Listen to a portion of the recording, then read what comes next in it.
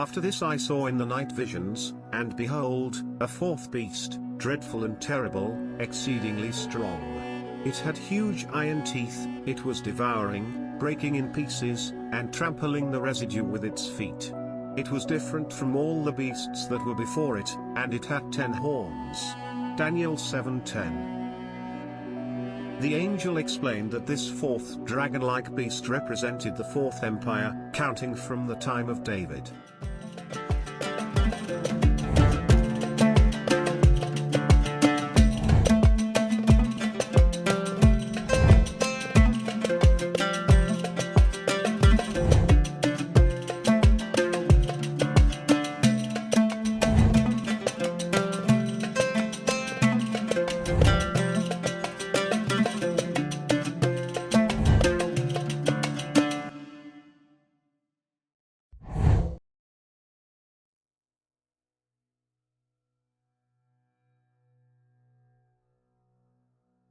Video 4.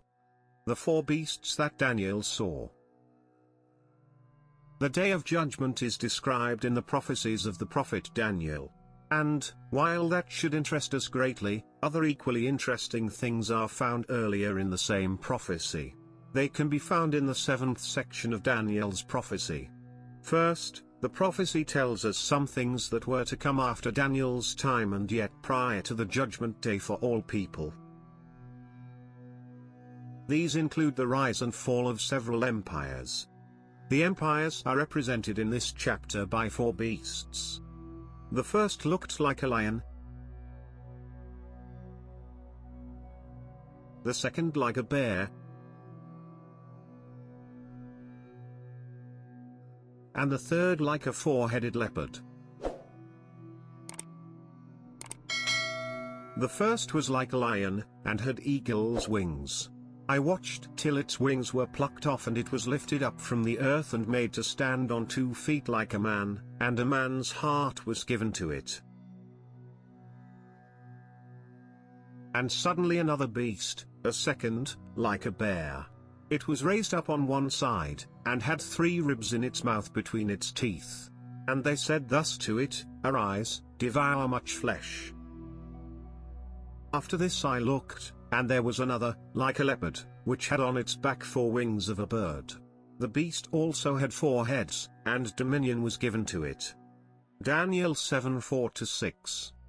What nations were symbolized by these beasts? We don't have to guess. An angel explained the prophecy to Daniel. The angel started with a fourth beast that we have not yet described. It looked scary. After this I saw in the night visions, and behold, a fourth beast, dreadful and terrible, exceedingly strong. It had huge iron teeth, it was devouring, breaking in pieces, and trampling the residue with its feet. It was different from all the beasts that were before it, and it had 10 horns. Daniel 7:10. The angel explained that this fourth dragon-like beast represented the fourth empire, counting from the time of David. That would mean that the fourth beast represented Rome,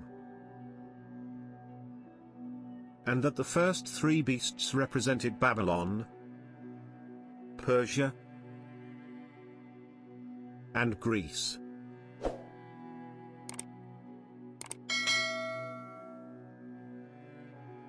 Thus he said, the fourth beast shall be a fourth kingdom on earth, which shall be different from all other kingdoms, and shall devour the whole earth, trample it and break it in pieces.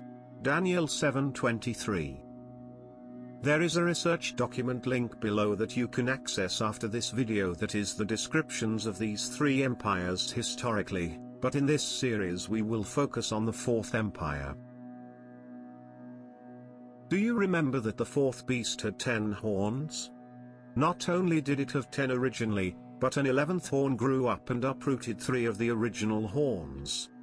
I was considering the horns, and there was another horn, a little one, coming up among them, before whom 3 of the first horns were plucked out by the roots. And there, in this horn, were eyes like the eyes of a man, and a mouth speaking pompous words. Daniel 7:8. Those 10 horns represent the European powers that rose out of the ruins of Western Rome. These became the world-famous colonial powers that controlled most of the planet.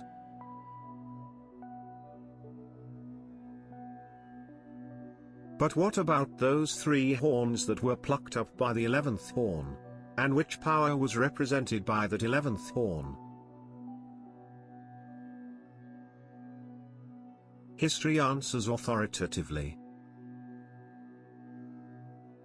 The group that rose to power after the 10, and that was represented by a little horn, was the government of the Roman Catholic Church. Just in the years prior to the rise of Islam, the papacy worked to have 3 European tribes destroyed.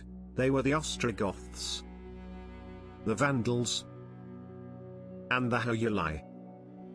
We will learn more about them in a later video. We know the little horn is the papacy not only because it was small, not only because it uprooted 3 other tribes, but because it was also the religion and a country, the one that blasphemed God and that persecuted his people. Interestingly, the prophet Daniel even saw how many years this papal power would control the earth.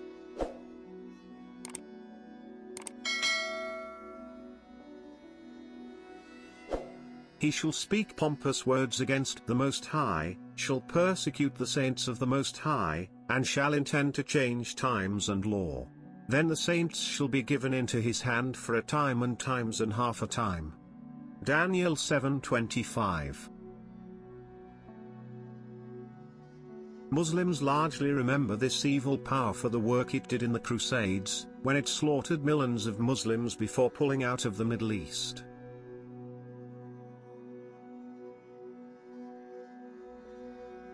How long was it to have authority to do these evil things?